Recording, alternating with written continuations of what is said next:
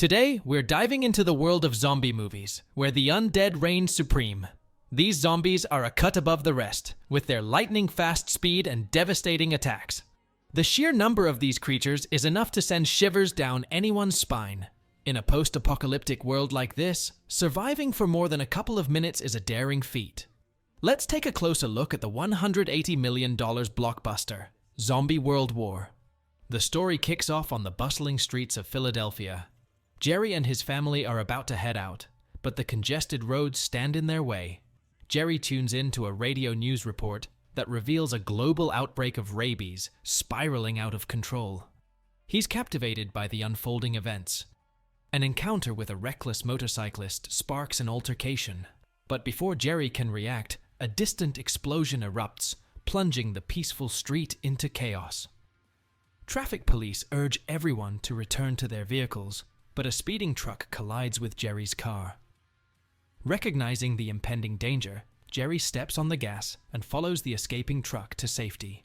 However, an ambulance appears out of nowhere, leading to a collision. The Pitt family narrowly escapes and finds refuge in an RV. In mere minutes, Philadelphia descends into madness as the zombie virus runs rampant. The undead, swift and ruthless, infiltrate the city, leaving survivors with little hope. The transformation from human to zombie happens in a mere 12 seconds after a bite. Amid the chaos, Gerry and his family flee in an RV, reaching the city outskirts. The moment is fraught with danger.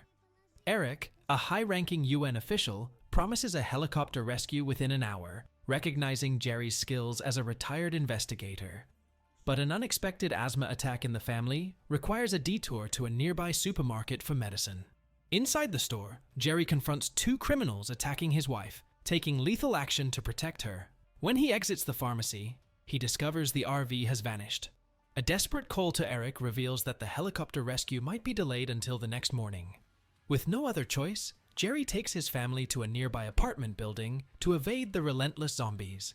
Here, they find shelter with a Mexican family living upstairs. In the early hours of the morning, Gerry suggests the Mexicans accompany them, but they decline. Gerry respects their choice and prepares to confront the zombie onslaught with makeshift weapons. As they gear up, they open the stairwell door, only to be attacked by a zombie. Quick thinking and a well-aimed shot from a member of the Mexican family save Gerry. It turns out Gerry's family hadn't been gone for long, as zombies overran their home, leaving only a young survivor from the Mexican family. With nowhere left to go, they reach the rooftop and send a distress signal with a flare. The approaching helicopter locates them. Before Gerry boards the helicopter, he inspects himself, counting to 12. Blood splatters in his mouth during the battle, raising the risk of infection. Gerry's survival is confirmed as the helicopter whisks him to safety while the zombies close in. They land on an aircraft carrier at sea, the safest place in this dire situation. The worldwide pandemic intensifies, with even the president succumbing to the virus. The government knows little about the virus's origins, except for a cryptic email from South Korea mentioning mutated infected people known as zombies. To prevent further catastrophe, the Supreme Commander tasks Gerry with leading a doctor to uncover the virus's source, potentially creating an antiviral serum. Despite his initial reluctance due to family concerns, Gerry has no choice but to comply, given the circumstances. A heartfelt farewell to his family, and Gerry departs for Korea. The doctor is optimistic about the mission, believing that clues to the virus lie within the nature of the pathogen. Their destination reached, zombies swarm them upon arrival. The doctor panics and accidentally fires his gun, losing his life. Fortunately, American troops stationed there rescue Gerry, and the mission presses on. At the lab in Korea, they uncover that the source of the virus had burned down, with the first infection originating from a medic investigating a soldier's cause of death. The medic had been bitten by the soldier, resulting in a chain reaction. As Gerry despairs over the lack of clues, a CIA intelligence officer in custody hints that Israel holds the key to answers. Israel sealed itself off from the world before the virus outbreak. Gerry is tasked with finding a man named Tom in the capital of Israel to uncover the truth. As Gerry prepares to leave for Jerusalem, a sudden zombie attack occurs when they fuel up the plane.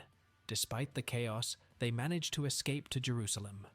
Tom reveals that Israel was already on high alert, due to unconfirmed intelligence reports from Indian generals about zombie outbreak. Tom, the 10th man, explains Israel's unique rule, which prevented the zombie apocalypse there.